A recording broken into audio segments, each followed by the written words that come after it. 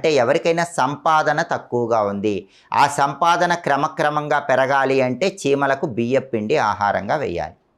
సంపాదన పెరిగిన తర్వాత ఫైనాన్షియల్గా ఒక సెటిల్మెంట్, టాప్ సెటిల్మెంట్ రావాలంటే చీమలకు పంచదార ఆహారంగా వేయాలి.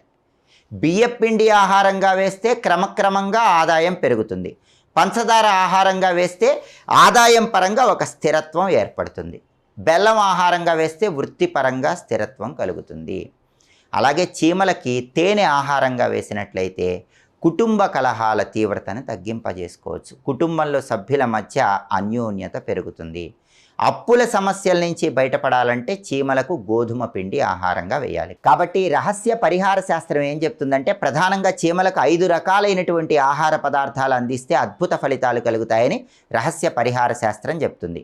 1 గోధుమ పిండి, 2 బియ్యపు పిండి, 3 పంచదార.